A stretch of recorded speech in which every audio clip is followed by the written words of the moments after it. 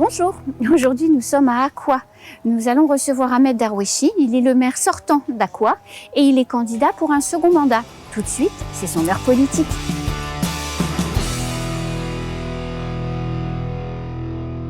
Ahmed Darwechi, bonjour. Vous êtes le maire d'Aqua actuel.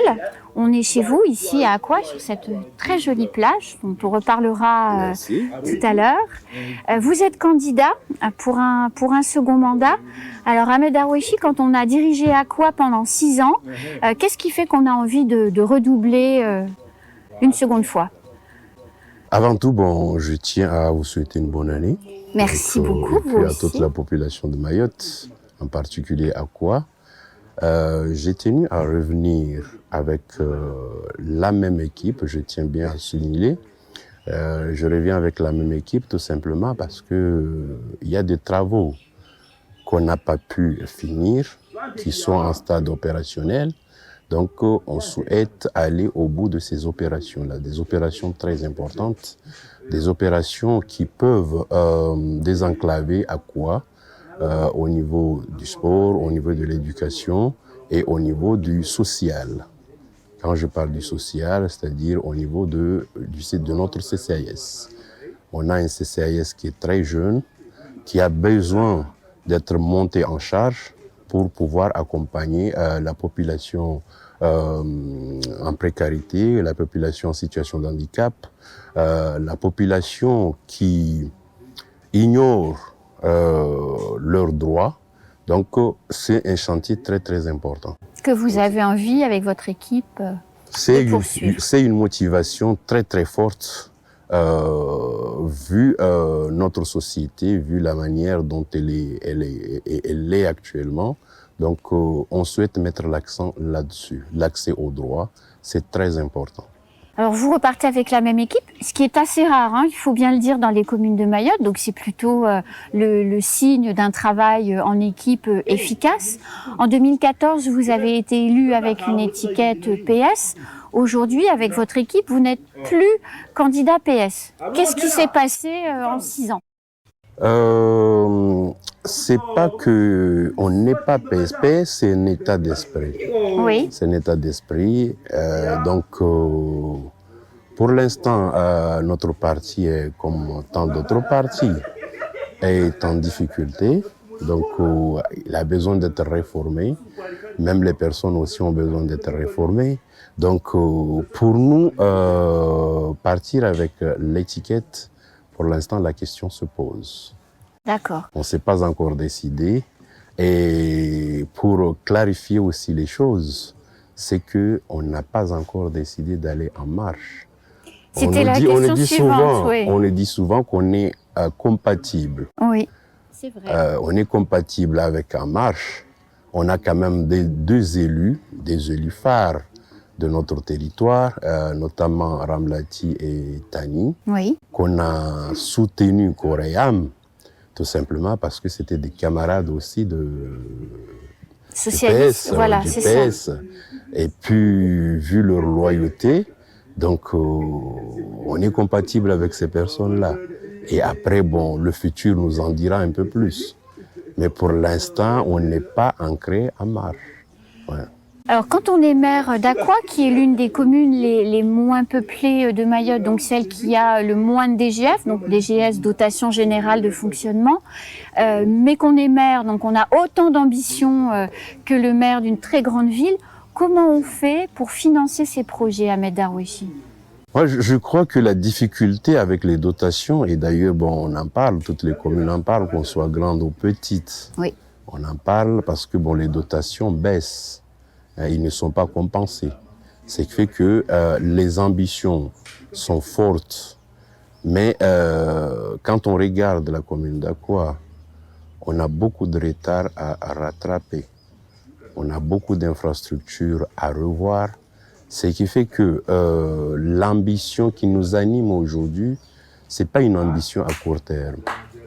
Il faut voir grand, mais voir grand d'une manière proportionnelle avec le temps. Donc ça, c'est très important. Sinon, se dire, je veux construire un building à quoi, tout en sachant que les finances ne le permettent pas, mais rien ne m'empêche de planifier, de se dire, bon, je vais construire, mais en planifiant l'ouvrage d'une manière à ce qu'on arrive à un terme par rapport à notre plan. Ça, c'est une manière aussi de faire, une manière, bon, astucieuse de faire. Au lieu de se dire, bon, moi, je me fixe un objectif, mais cet objectif-là n'est pas raisonnable. Alors, on dit souvent que les communes du Nord ont gardé une espèce de forme de proximité avec la nature, et on voit cette plage qui est magnifique. Comment on peut concilier la proximité avec l'environnement, mais aussi avec le besoin de se développer économiquement? Comment on peut faire? Et quand on n'a pas beaucoup d'argent? Même la population est au naturel aussi, il ne faut pas l'oublier. Oui. Donc, on est à un moment très crucial, parce qu'on parle du développement durable. À quoi est encore dans le développement durable? Maintenant, c'est à nous de décider quel développement il faudrait faire. Et le choix, bon, s'affiche elle-même, tout simplement parce que, puisqu'on est encore dans le naturel, autant continuer dans ce naturel-là, tout en aménageant des équipements qui s'adaptent à cette nature qui est merveilleuse. Donc, dénaturer cela, pour moi, ce serait un grand crime. Alors justement, dans cette logique de nature, vous êtes un maire quand même particulier, parce que vous avez eu à gérer un dossier extrêmement difficile qu'aucun autre maire n'a eu à gérer encore pour l'instant. C'est celui d'aller expliquer à des familles qui ont une maison, un terrain, et qui ne vont pas pouvoir rester dans cette maison et sur ce terrain, parce que justement, cette maison est construite dans des zones à risque inondation, risque éboulement. On se souvient d'Hélène en 2014. 2014, oui. Comment est-ce qu'on peut faire ça quand on a une fibre sociale comme vous, et qu'on est maire, et qu'on va expliquer à des gens, ça fait plusieurs générations que tu habites ici avec ta famille, mais ça va plus être possible demain? Moi, je crois que il faut pas aller directement vers la démolition ou le départ. Je crois que c'est une chose qui se discute. Entre les élus ou tous les acteurs impliqués dans ce déplacement, si on peut dire ça. Mais lorsqu'on veut faire seul, c'est là où il y aura un souci. Il faut que ça soit un déplacement, mais participatif. Il faut que cette population-là soit impliquée dedans, mais en plus de ça, qu'on leur explique tous les aléas de cet environnement-là. Bien que, en grandissant, bon, ils ont vu comment était cet environnement-là, mais là maintenant, ils s'y trouvent. Leur dire, bon, du jour au lendemain, il faut partir, il faut aller ailleurs. Il y a certains qui comprendront les raisons qui ont fait qu'il faut partir de là pour leur propre sécurité. D'autres, ça c'est sûr, ils seront très réticents. Bien sûr. Mais au fur et à mesure, il faut expliquer tous les inconvénients qui ont fait que une décision doit être prise sur cette zone-là.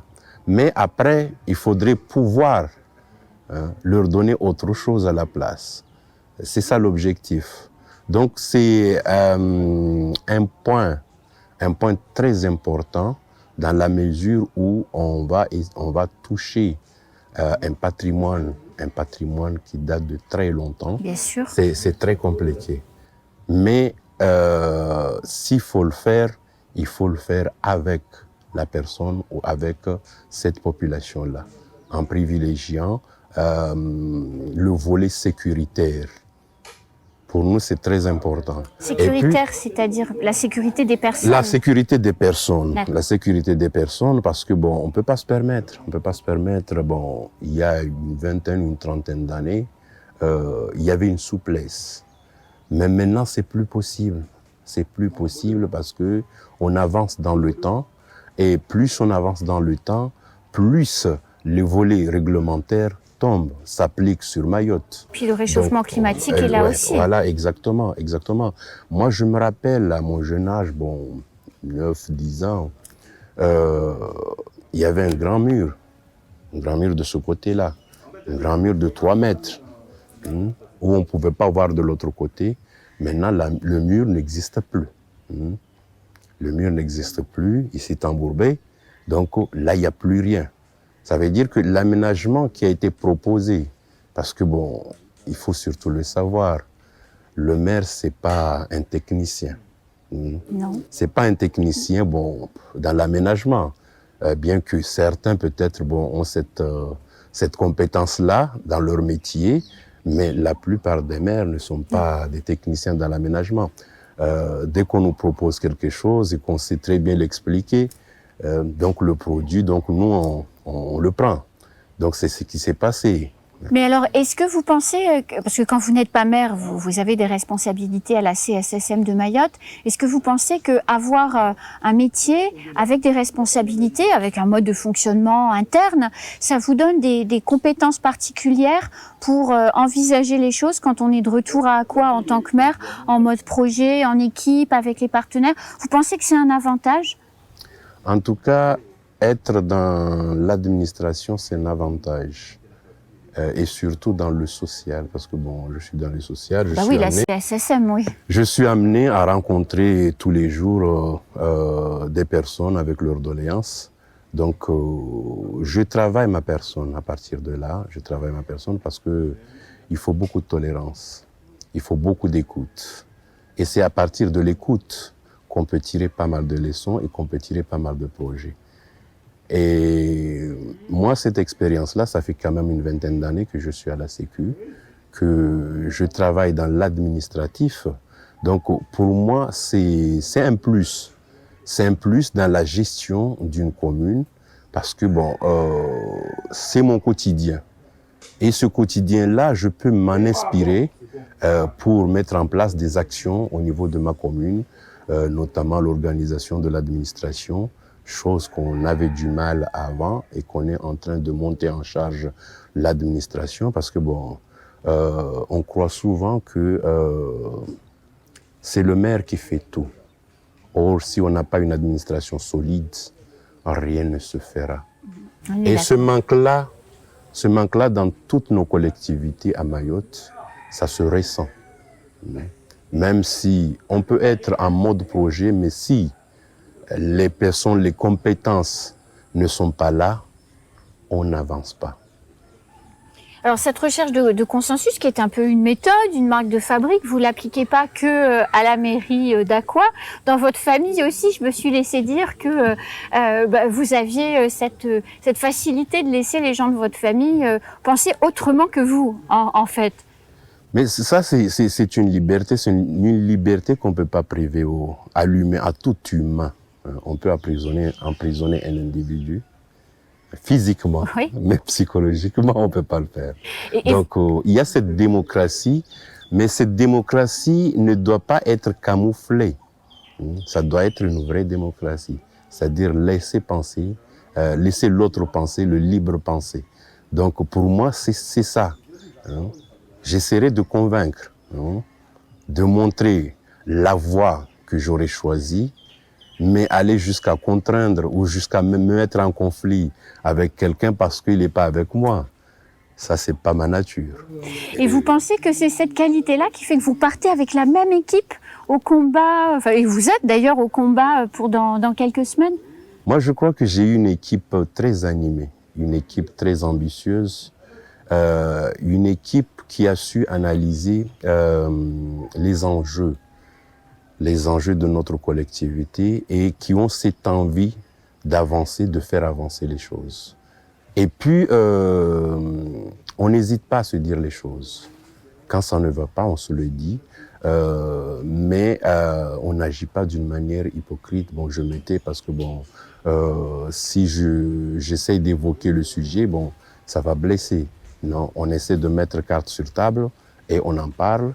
Et je crois que c'est cette manière-là qui a fait que on est resté soudés jusqu'à aujourd'hui et on compte continuer parce que le développement ne pourra pas se faire si on est tous en conflit. Est-ce qu'Ahmed Darwechi sera réélu maire d'Aqua? Réponse, le 15 ou le 22 mars prochain. Et donc, qu'est-ce que vous J'aimerais avez... bien le savoir. Eh bien, on verra. Qu'est-ce que vous comptez faire ici alors, cette très jolie plage? Ce joli plat.